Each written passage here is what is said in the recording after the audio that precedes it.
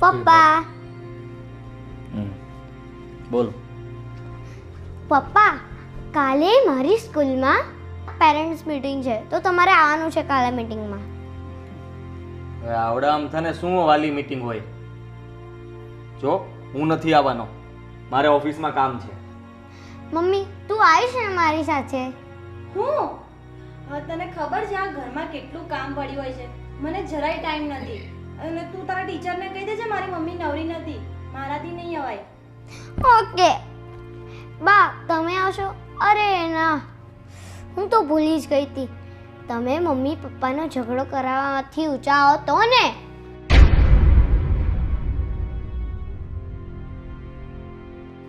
તું ચિંતા ન કર બેટા, હું આવીશ તારા જોડે તારી સ્કૂલે. બસ. કેમ દાદા, તમે તો આવશો જ પણ બીજા કોઈને મારા પ્રત્યે લાગણી નથી? કેમ હું બીજા કોઈની દીકરી નથી?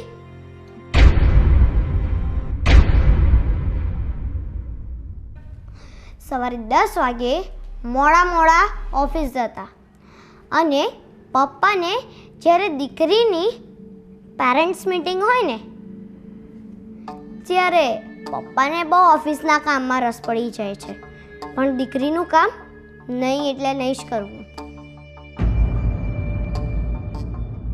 દર વર્ષે મમ્મી ઘરની સાફ સફાઈ કરવા માટે કામવાળા બાઈ બોલાવે અને આજે દીકરીની પેરેન્ટ્સ મીટિંગ છે ત્યારે મમ્મી સ્કૂલે તો નહીં જ આવે.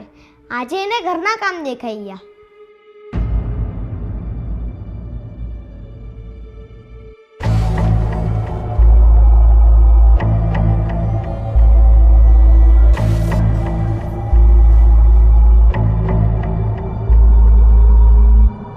અરે ચોખ્ખું કહી દો ને, મારું અને તારું કરવાની મથામણમાં માસૂમ દીકરીની જિંદગી સાથે રમવું છે. તમારા મમ્મી પપ્પાએ તમને 8 વર્ષની ઉંમરમાં જ પ્રેમ આપ્યો અને આ ભાગનો પણ મને આપી શક્યા નહીં ને?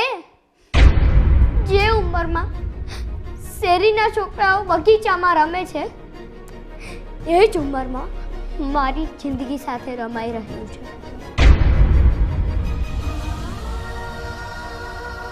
અને દાદી, જો તમને મારા મમ્મી પપ્પાના છૂટાછેડા જોઈતા હોય તો મોઢે જ કહી દો ને.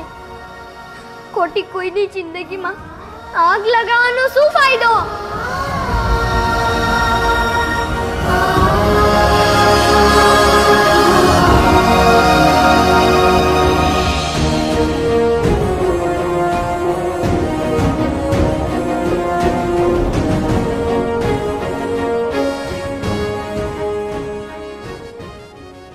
સાચી વાત છે.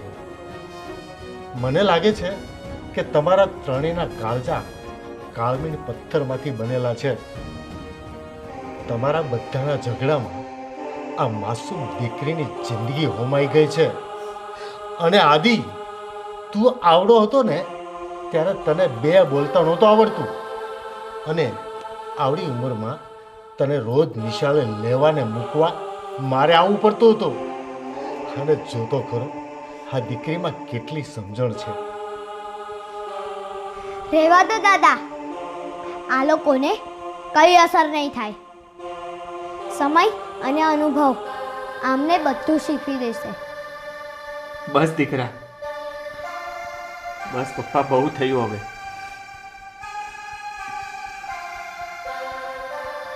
હું અત્યાર સુધી આ વાતથી અજાણ હતો. મને નહોતી ખબર કે કોઈ મારી અને કિંજલ વચ્ચે દિવાસળી મૂકતું હતું.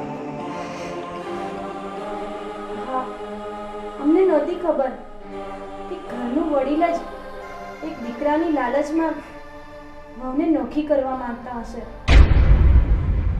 હા બેટા, આજે તે અમારી આંખો ખોલી નાખી. હવેથી ક્યારેય તને અમારા પ્રેમની કે લાગણીની અછત નહીં પડે.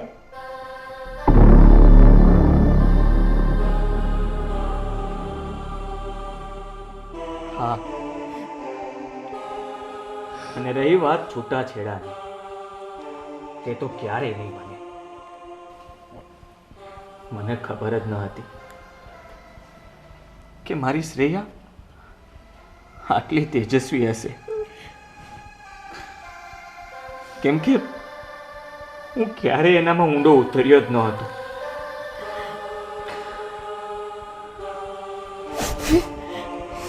મને માફ કરી દે દીકરા, માફ કરી દે. હા બેટા, અમને માફ કરી દે.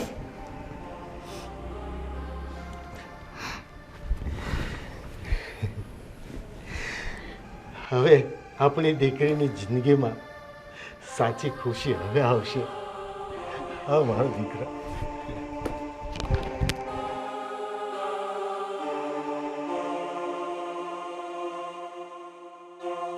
બેટા આદિ તું મારાથી હવે નારાજ નહીં થા. કિંજલ, મારા જ ઘરમાં આગ લગાવવાનો મેં પ્રયાસ કર્યો હતો. એક દીકરાના મોહમાં હું મારી ફૂલ જેવી દીકરીને સ્વીકારી ન શકી. આદિ, તારી માને તું માફ નહીં કરે. આજ પછી હું ક્યારેય મારા પરિવારને વિખરવા નહીં દઉં. કિંજલ, તું તો મારા ઘરની લક્ષ્મી છે, મારી દીકરી છે. અરે, અત્યાર સુધી એવું કહેવાતું હતું કે છોરું કછોરું થાય, માવતર માવતર ના થાય. પણ આજે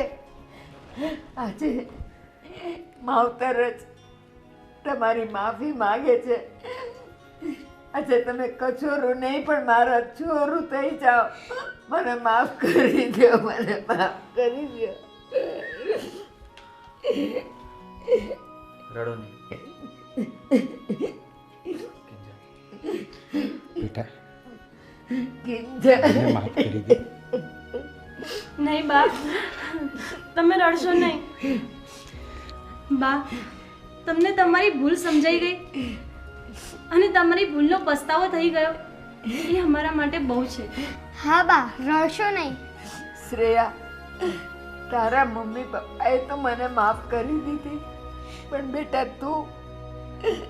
બેટા તું તારી બાને માફ કરી દે બેટા. માફ કરી દે બેટા. આજે પહેલી વાર એવું બનતું હશે કે બા આટલી નાની છોકરીની માફી માગે.